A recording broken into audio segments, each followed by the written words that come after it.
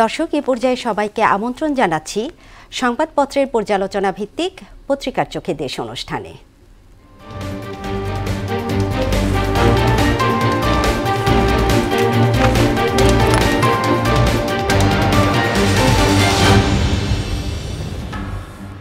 দর্শক, অনুষ্ঠানে আজকের অতিথি মোহনা টেলিভিশনের সিনিয়র রিপোর্টার শামীমুজ্জামান চৌধুরী। শামীম, পত্রিকার চোখে দেশ অনুষ্ঠানে আপনাকে স্বাগত। চলুন জেনে নিয়ে আজকের পত্রিকাগুলোর প্রধান প্রধান শিরোনাম।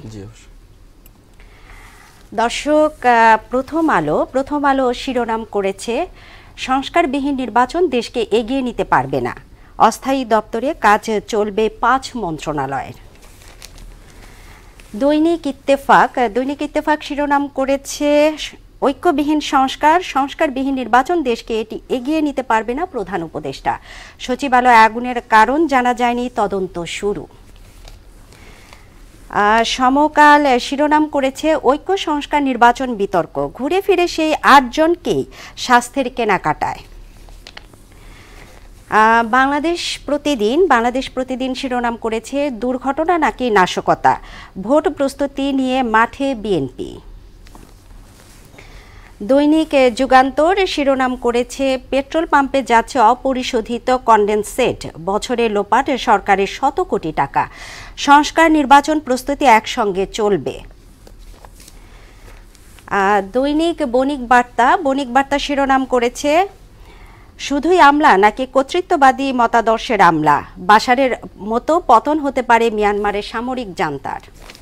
দ্য ডেইলি স্টার শিরোনাম করেছে consensus key to reforms election, last 3 national polls election commissioners breached oath of office.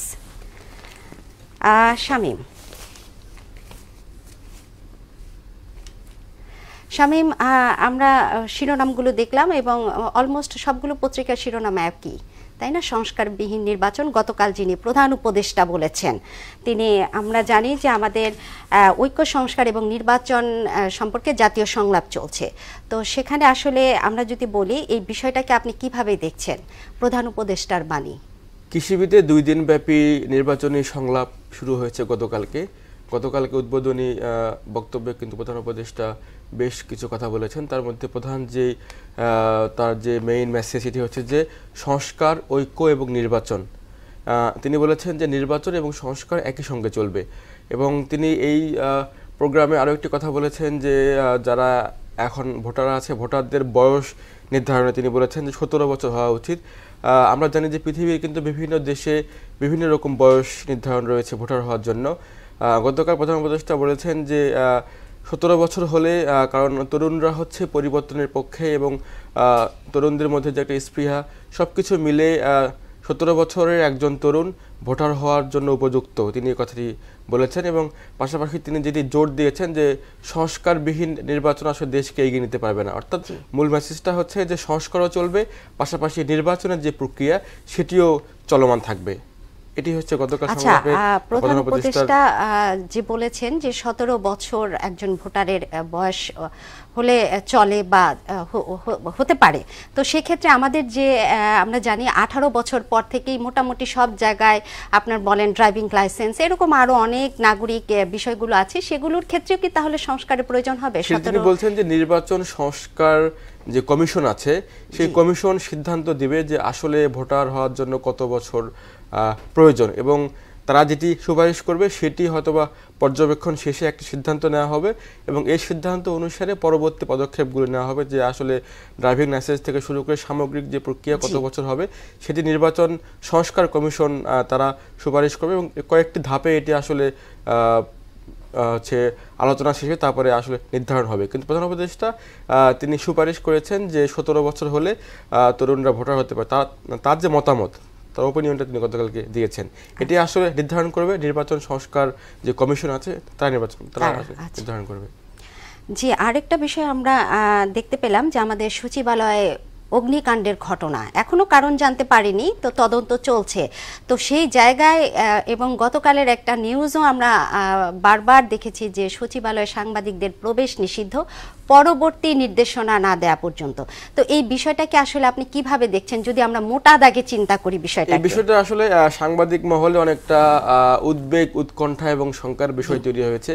গতকাল রাতে হঠাৎ করেই প্রেস উইং থেকে একটি বার্তা এসেছে যে যাদের সচিবালয়ে কার্ডধারী তারা পরবর্তী নির্দেশনা না দেওয়া পর্যন্ত সচিবালয়ের ভিতরে প্রবেশ করতে পারবে না। এই ঘটনা কিন্তু আমরা এর আগে কখনোই দেখিনি। সচিবালয়ের ভিতরে যদি সাংবাদিক প্রবেশ করতে না পারে, সেক্ষেত্রে সচিবালয়ের ভিতরে যে অনুষ্ঠানগুলো হয়, যে প্রোগ্রামগুলো হয়, উপদেষ্টারা যে কথাগুলো বলেন, সে কথাগুলো সাধারণ মানুষ জানবে কিভাবে, এটি একটা প্রশ্ন থেকে যায়। আরেকটি বিষয় হচ্ছে যে আগুনের ঘটনায় কিন্তু পৃথকভাবে কয়েকটি তদন্ত কমিটি গঠন করা হয়েছে এবং উচ্চ পর্যায়ে একটি কমিটি গঠন করা হয়েছে এবং এলজিআরডি মন্ত্রণালয়ের পক্ষ থেকেও কিন্তু একটি কমিটি গঠন করা হয়েছে 8 সদস্যের। সব মিলে একটি রহস্য আছে, সেটি হচ্ছে যে আগুনের ঘটনায় 8 তলায় একটি কুকুর পাওয়া গেছে। কুকুরটি একদম ভস্মীভূত হয়ে গেছে। সবার মনে কিন্তু একটি প্রশ্ন জাগছে যে আসলে 8 তলায় কুকুরটি কিভাবে উঠলো এবং কুকুরের গায়ে বিষাক্ত কিছু আছে কিনা। সব মিলে কিন্তু কুকুরটিকে ফরেনসিক বিভাগে নেওয়া হয়েছে। এটি আসলে পরবর্তীতে তারা হয়তোবা জানাবেন যে মূল ঘটনা কি। আর সিসিটিভির যে ফুটেজের কথা, এখনও ফুটেজ আমরা দেখিনি।